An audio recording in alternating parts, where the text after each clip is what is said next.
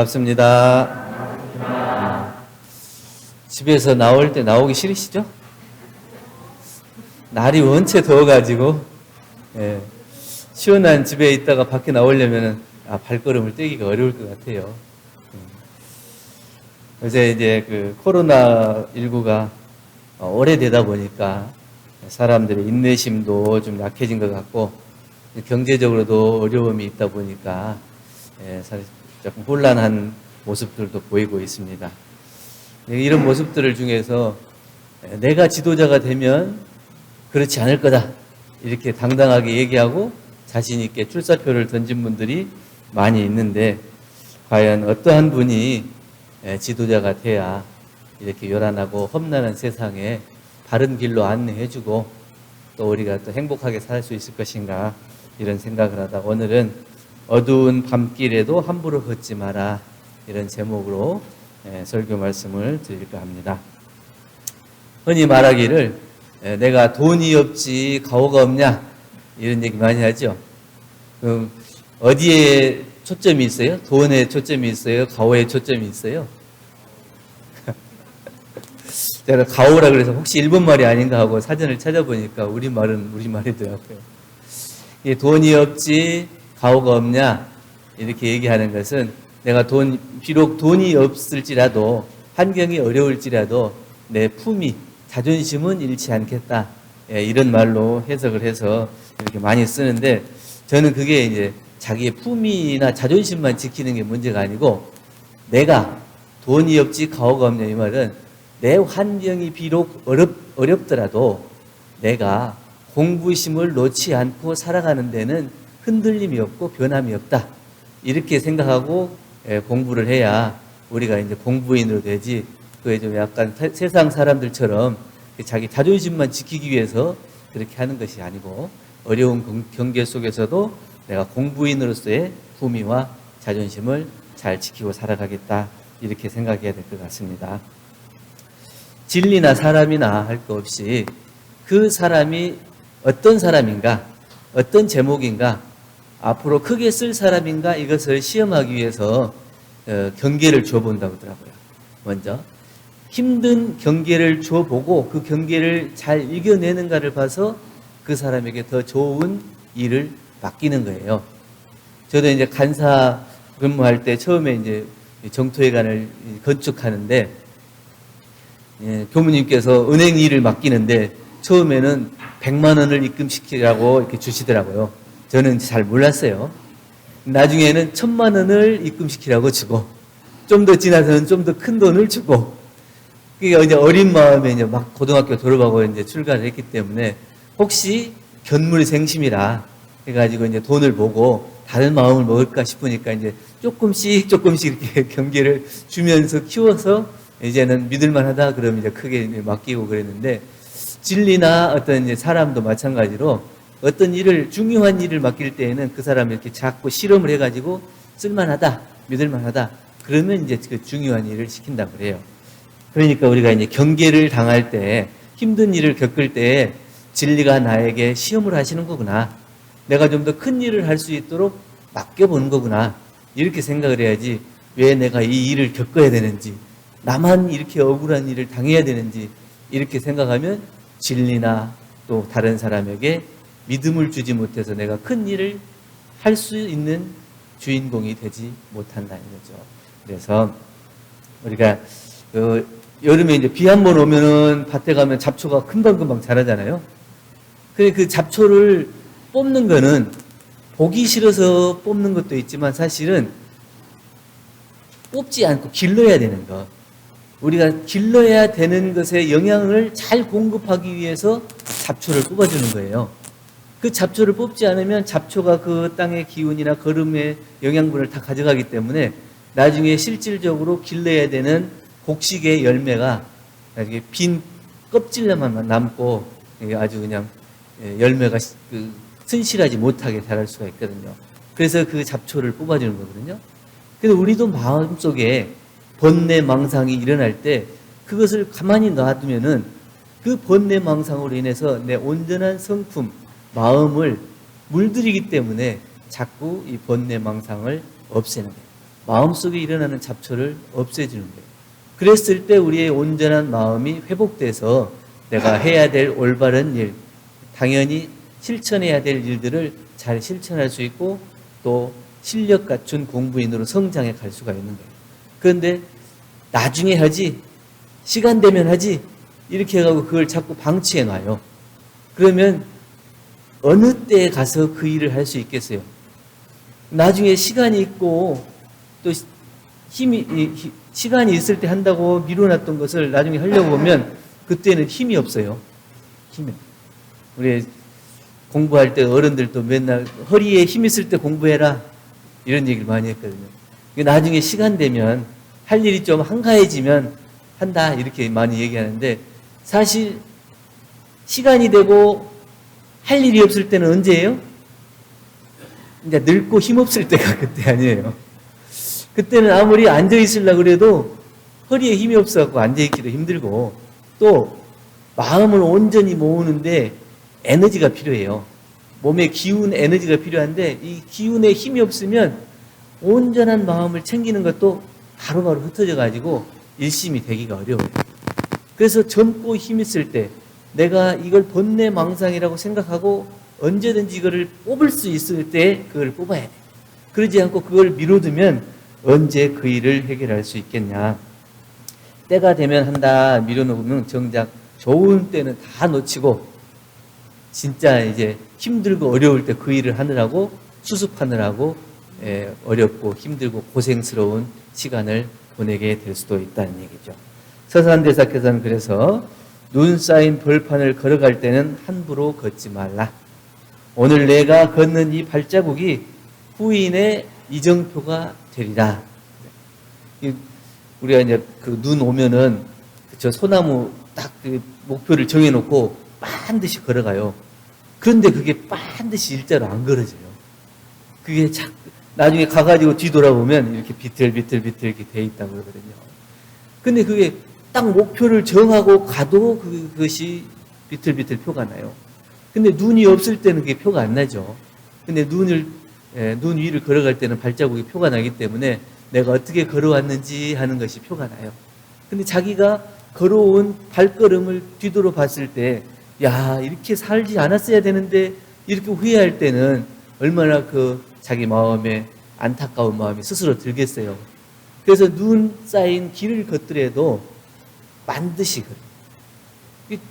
걸으려고 해도 잘 안 걸어지는데 함부로 걷고 딴 생각을 가지고 걸으면 그 길이 온전하지 못하고 그 길이 이제 뒤에 따라오는 사람은 어떻게 해요? 그 발자국을 보고 따라가야 되기 때문에 똑같이 그 길을 걷게 된다.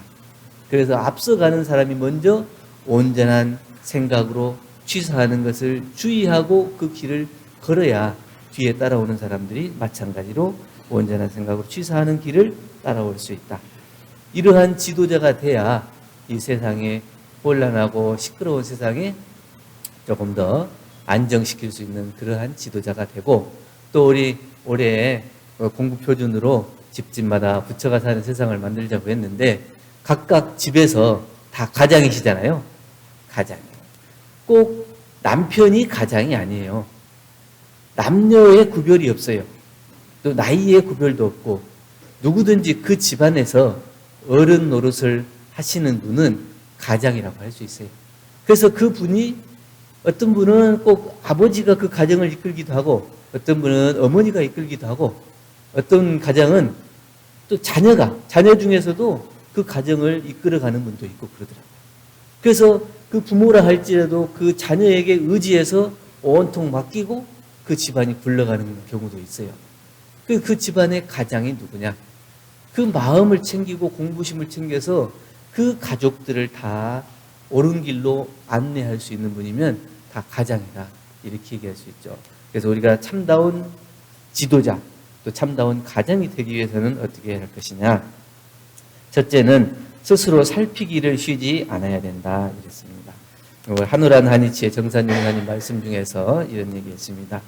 진리 숭배라고 하는 것은 밖으로 명상을 대할 때나 안으로 암중에 처할 때나 물물사사를 다 공경하는 것이 정성이 항상 변함이 없고 조금도 내외간에 간단히 없는 그 정성을 들일 수 있어야 이게 진리 숭배하는 자세다. 우리 진리신앙, 사실신앙 이렇게 얘기하죠. 이 진리를 신앙한다고 하는 것은 법신불의 진리가 사사물물에 다 똑같이 담겨 있는 거예요. 그렇기 때문에 밖으로 누구를 만나든지 어떠한 물건을 대하든지 그 정성이 요일해야 되고, 안으로는 스스로 챙기는 것이 방심하지 않아야 그게 진리를 숭배하는 거다. 밖으로 보여지는 것에만 잘하고 안으로 자기 마음을 살피지 못하면 진리를 신앙하는 자세가 아니다. 이런 말씀을 해주시는 것입니다. 스스로를 살피고 언제나 공경의 마음을 놓지 않게 된다면 어떠한 물건을 대할지라도, 어떠한 사람을 대할지라도 그 공경하는 마음을 잃지 않게 돼서, 그 공경하는 마음을 잃지 않음으로 인해서 모든 사람들이 나를 볼 때도 똑같이 공경의 마음을 놓지 않게 되는 거예요. 그것이 서로 간에 받들게 되는 공경이고 진리를 신앙하는 자세라, 이런 얘기죠. 어떤 그 귀부인이 아주 멋지게 생긴 분이 옷도 잘 차려입고 이제 아들하고 같이 이제 백화점에 갔어요. 그랬는데 이 백화점에 갔는데 아들이 자기가 갖고 싶은 장난감 코너에 딱 가서 딱 눈이 고정돼. 애들 데리고 가면 그러잖아요. 자기가 갖고 싶은 거 있으면 계속 거기서 발걸음이 안 틀어져요. 그래서 이제 나중에 사준다 그래도 이제 안 듣고 그 앞에서 안 떠나고 울기 시작하고, 나중에는 주저앉아가지고 땡깡을 부리기 시작해요. 그러니까 이제 다른 사람들이 다 쳐다볼 거 아니에요. 그러니까 이게 멋지게 차려입은 이 귀부인이 사람들 보기에 창피하기도 하고, 그러니까 빨리 그 자리를 모면하고 싶은데 다른 방법이 없어. 그래서 이제 자기 아들한테 조용히 타이르는 거예요. 내가 이런 데 와서 이렇게 하면은 어떻게 한다고 그랬지? 이렇게 얘기하니까 아들이 죽여버린다고 그랬어요. 그래서 평소에 집에서 그 험악한 말을 쓰는데 밖에 나와가지고 그 고운 말이 되겠어요? 그 아들은 그냥 평소에 엄마가 했던 말을 그대로 하는 거예요. 그래서 너는 밖에 나가서 너 만약에 그런 행동하면 죽여버린다! 이랬을 거예요. 그런데 아무리 자기가 좋게 입고 겉으로 치장하고 이게 말을 좋게 쓰려고 한다 해도 평소에 심성이 그대로 드러나는 거예요. 그 남이 볼 때나 보지 않을 때나 자기 마음을 길들이고 닦지 않는 사람은 그것이 드러나는 거예요. 겉으로 아무리 포장하려고 해도 그것이 결국에는 드러나게 돼 있다는 거죠. 장자 잘 아시죠? 장자 외편 20편 삼목편 제8장이라고 그러는데, 장자가 쓴 글 중에 그런 게 있어요. 장주라고 하는 사람이 조릉의 울타리 안에서 산보를 하고 있어요. 산책을 하고 있는데 갑자기 남쪽에서 좀 기이하게 생긴 까치가 자기 앞으로 이렇게 날아가는데 자기를 스치면서 날아간다 이거예요. 그러니까 딱 보니까 날개가 굉장히 길어요. 눈도 좀 부리부리하게 생겼어요. 그런데 저렇게 기이하게 생긴 까치가 어떻게 저렇게 날지도 잘 못하고 잘 보지도 못해가지고 사람이 있는데도 불구하고 나를 스치면서 저렇게 지나갈 수 있냐, 이렇게 생각하고 제가 바지까지 딱 걷고 이제 새총을 딱 걷어가지고 잡고 제가 이제 잡아야 되겠다 그러고 그러니까 딱 새총을 딱 거느는 거예요. 거느고 보니까 거기에 이제 그 나무 그늘에 매미가 딱 앉아요.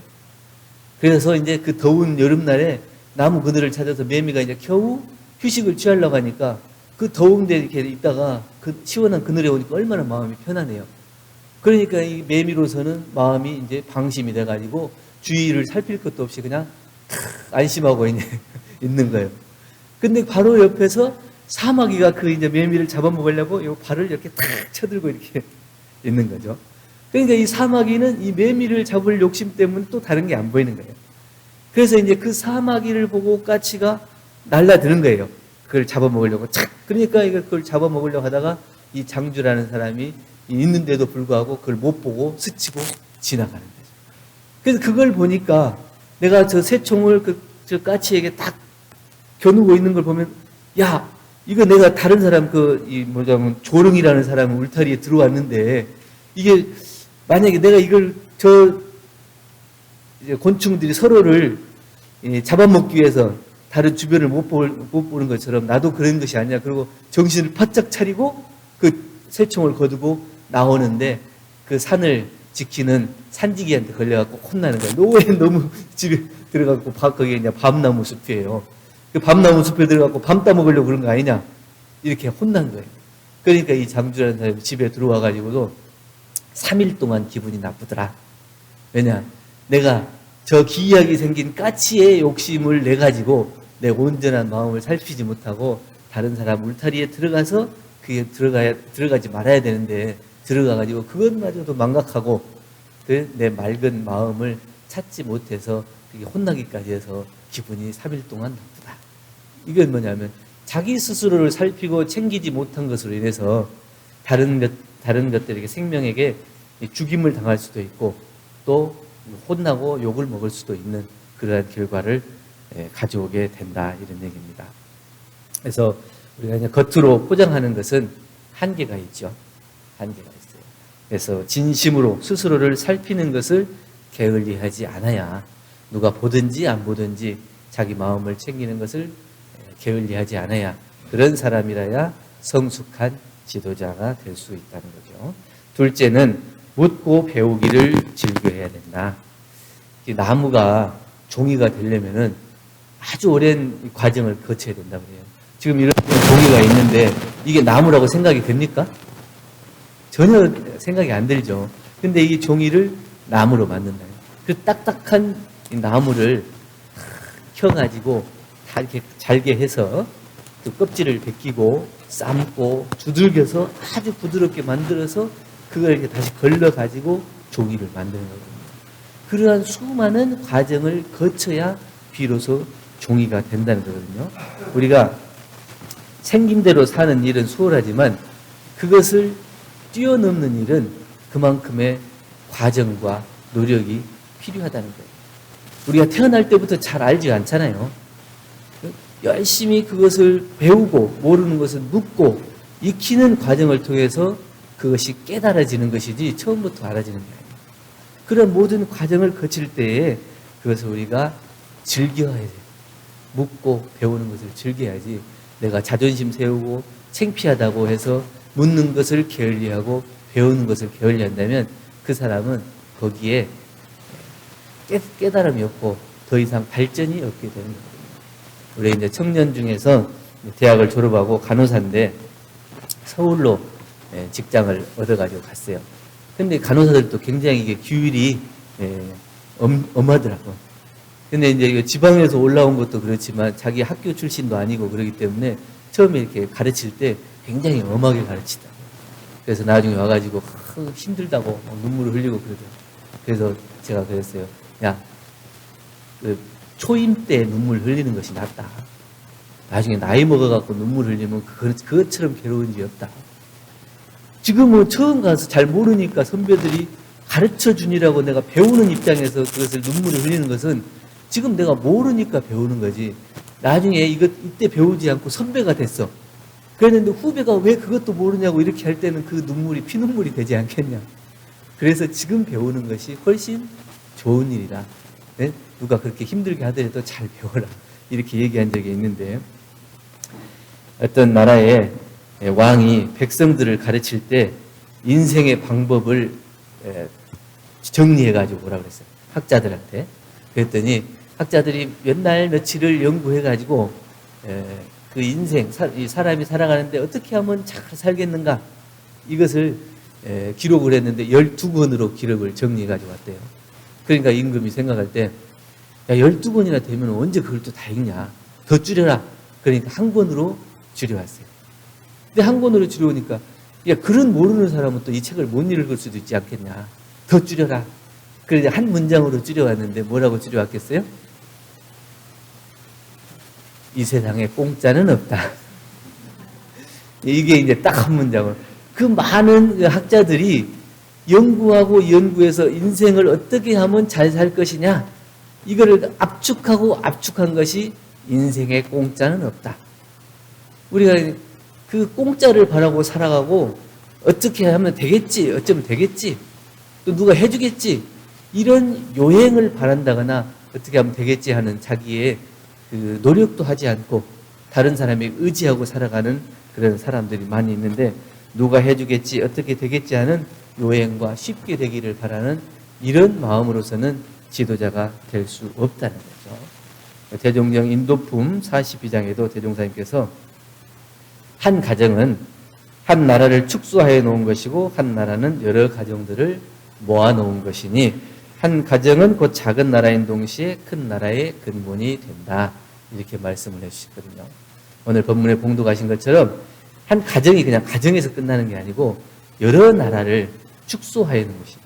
또 이 한 가정은 또 키워보면 여러 이 큰 나라를 다 그 속에 우리가 다 볼 수가 있거든요. 그래서 그 가정, 그 가정의 가장이 어떻게 하느냐에 따라서 또 그 키워보면 각각의 가장들이 사는 이 나라가 어떻게 될 것인가 그것을 알 수 있다는 거예요. 그래서 가정의 근본, 그 가장의 역할이 얼마나 중요한지 그것을 알 수 있거든요. 가장은 집안의 중심이고 어른이다. 이렇게 얘기할 수 있어요. 그 가장의 중심인 어른이 어떻게 하느냐에 따라서 그 집안에 사는 모든 사람들이 그 가장을 따라가게 돼 있죠.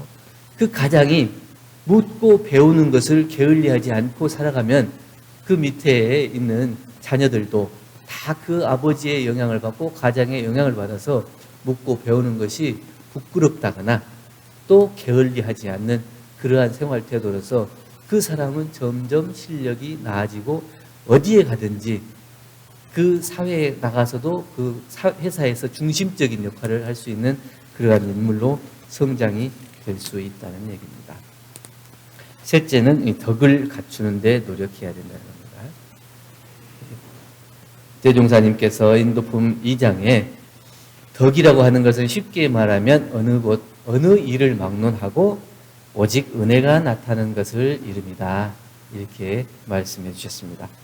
하늘에서 도를 행하면 하늘의 은혜가 나타나고 땅이 도를 행하면 땅의 은혜가 나타나고 사람이 도를 행하면 사람의 은혜가 나타나 천만 가지의 도를 따라 천만 가지 덕이 나타난다. 이렇게 말씀해 주셨는데 우리는 내가 얼마나 덕이 있는지 도가 있는지 이걸 보려면 내 주위에 사람들이 얼마나 모이는가 이거를 보면 좀 가늠할 수가 있을 것 같아요.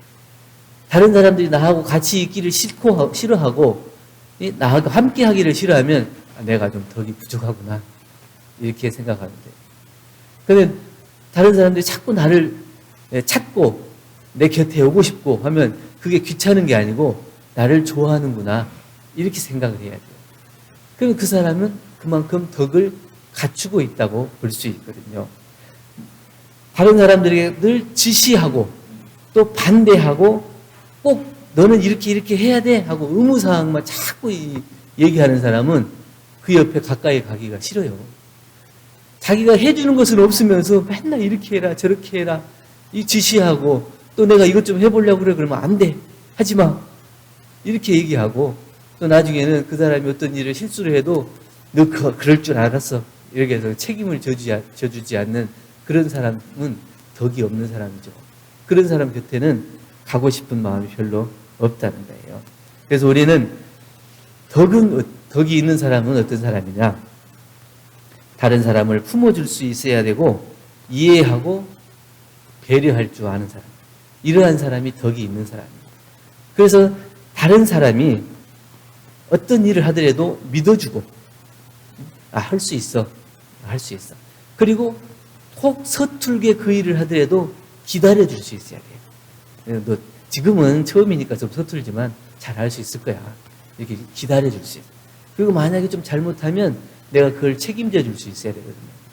그런데 그걸 믿어주지도 못하고 기다려주지도 못하고 또 책임져 주지도 못하면 그 사람은 덕이 없는 사람이다. 이렇게 얘기할 수 있겠죠. 얼마 전에 열반하신 전산 이정택 교우님과 서울의 화곡교당에서 한 3년 살았거든요. 처음에 교화 나가가지고 제가 뭘 알겠어요. 청소년들하고 막 이렇게 돌아다니고 또 교화한다고 밤늦게 혹은 막 새벽까지 돌아다니고 이렇게 하는데 아무 말씀을 안 하세요. 그렇게 하면 안 된다. 어디 가서 뭘 하냐. 왜 늦게 들어오냐. 이런 말씀도 전혀 안 하세요. 그래서 내가 꼭 이제 좀 잘못하더라도 기다려주는 거예요. 처음 하는데 그걸 뭐 잘할 수 있겠냐? 나중에 되면 잘하겠지. 기다려주는. 근데 그렇게 실수하고 잘못하는 것도 다른 사람에게 쟤는 저를 잘 못하더라. 저렇게 잘 실수하더라. 이렇게 얘기하지 않아요. 쟤는 얼마나 교화를 열심히 하려고 하는지 참 장하지. 젊은 나이에 참 장하지. 이렇게만 얘기하지 그 흠을 얘기한다거나 흉을 보거나 이러질 않아요. 그럼 그 모습을 보고 얼마나 가까이 가고 싶은 마음이 더 있어요. 그럼 거기 오히려 내가 잘못한 것도 거침없이 얘기하고 스스럼 없이 얘기하고 이럴 때는 어떻게 해야 돼요? 이렇게 그냥 저절로 얘기를 하고 지도를 받게 돼요. 근데 보는 것마다 다 잘못했다고 지적하고 믿어주지도 않고 기다려주지도 않고 이런 사람은 자기가 한 번 얘기하면 거기에다 10가지를 얘기할 텐데 거기다 얘기하겠어요? 그래서 그런 사람은 오히려 그냥 입을 닫는 게 낫지. 이래가지고 옆에 가지도 않아요. 그런 사람은 덕이 없는 사람. 요즘 이제 우리 코로나가 조금 더 인원이 더 늘어나가지고 1000명 넘고 이러니까 서로 이제 그 책임을 돌리기 시작하죠. 누가 잘못했다 이렇게 하는데 우리 세계적으로 독보적으로 보물을 보유하고 있는데 그 보물이 누구냐? 정은경 청장이라고 그러거든요. 질병관리본부 청장은 이쪽에서도 잘못한 게 아니고 이쪽에서도 잘못한 게 아니고 우리 질본에서 질병관리본부청에서 그걸 좀 더 챙기지 못했다. 우리 잘못입니다. 죄송합니다. 이렇게 얘기해요. 전 세계적으로도 이건 있을 수가 없는 얘기예요. 해외 뉴스를 보더라도 다 여기서 잘못했다 저기서 잘못했다 서로 잘못을 떠넘기기가 바쁜데 이 정은경 청장은 저희가 잘못했습니다. 저희가 더 잘 챙기겠습니다. 죄송합니다. 거기다 대고 뭐라 하겠어요. 그게 우리나라에는 정말 이 코로나 시국을 극복하는데 굉장히 큰 보물 중에 하나다. 이렇게 얘기를 하거든요. 그러니까 이 정은경 청장이 인터넷에 많이 떠들더라고요. 자기가 쓸 수 있는 비용이 있는데 그 비용이 다 회의할 때 아니면 그 일을 할 때 쓰는 비용 지출 외에는 따로 지출하는 내용이 없어요. 다 그것도 이게 배달시켜가지고 포장된 배달만 시켜요. 그래서 자기가 질병관리본부청에서 만약에 이게 환자가 생기면 얼마나 많은 사람들이 믿음을 저버리고 또 자포자기하고 그러겠어요. 또 거기에 대해서 질타를 하고. 그러니까 그 청장은 도시락을 시켰는데도 또 따로 가서 먹는데. 그 정도로. 혹은 5명이서 도나스를 시켰는데 5,000원에 시켜가지고 한 사람당 1,000원짜리 밥을 먹고 회의에 참석하고 이런다. 그러니까 그 사람들은 거기다가 올려가지고 1인 1끼에 도나스 2개는 먹게 해주라. 이렇게 건의도 올리고 그런다는데. 그게 얼마나 그것을 사실적으로 드러내고 또 오직 이 코로나를 극복하기 위해서 오직 백성들, 이 국민들을 생각하는 그 마음으로 살아가냐. 이런 사람들이 지도자가 된다는 것은 그 나라의 축복이다. 이렇게 얘기할 수 있겠죠. 그래서 모든 것을 다 책임져 줄 수 있는 그러한 지도자가 되어야 된다. 어떤 분이 덕이 있고 어떤 분을 믿고 따를 수 있는지는 우리가 어린아이라 할지라도 다 그걸 알더라고요. 그래서 그 마음이 이 덕이 있는 사람은 어린아이들도 처음 봤는데도 가까이 가고 거기에 의지해가지고 품에 안길 수도 있어요. 근데 그 어린아이가 그 사람을 싫어한다. 그러면 그 사람의 마음속에 그 따뜻함이 좀 없다. 이렇게 생각해도 돼요. 그 어린아이들은 천심으로 그 사람을 바라보고 그게 느껴지는 그 기운에 따라서 그걸 좀 안기는 경우가 많이 있더라고요. 지도자는 태어나는 것이 아니라 만들어지는 것 같아요. 태어날 때부터 훌륭한 지도자는 없는 것 같아요. 우리는 지도자가 참다운 인격을 갖추고 또 참다운 품격 갖추고 그 모든 사람들을 다 안을 수 있는 덕을 갖추려면 그만큼의 노력을 해야 되고 누구나 그 일을 할 수는 있지만 모두를 행복하게 해줄 수 있는 일은 어렵기 때문에 내가 그 일을 할 때 모든 사람들이 행복할 수 있는 방향으로 그것을 생각하고 또 행동하고 마음을 쓰는 사람이 우리의 참다운 지도자가 되고 또 우리는 그러한 지도자가 될 수 있도록 또 밖으로 놓고 보면 그 회사에서는 그러한 지도자지만 또 안에서는 가장으로서 또 아버지로서 어머니로서 집안의 어른으로서 그러한 모습을 보일 수 있을 때 우리 세상에는 밝은 세상이 되고 또 그러한 실천을 하시는 분들은 사회를 통해서나 가정을 통해서나 존경받는 그러한 어른이 될 것이다. 이런 생각을 하고 어려운 시기이긴 하지만 또 이 어려운 시기일수록 또 마음을 챙기고 공부할 수 있는 그런 기회가 되고 스스로 살피고 묻고 배우는 것을 놓지 않고 덕을 갖추기 위해 노력하는 참다운 지도자, 참다운 어른이 돼서 우리 가정 모두를 활불히 사는 그러한 세상으로 만드는 주인공들이 되시기를 간절히 염원드리고 한 말씀 드렸습니다. 감사합니다.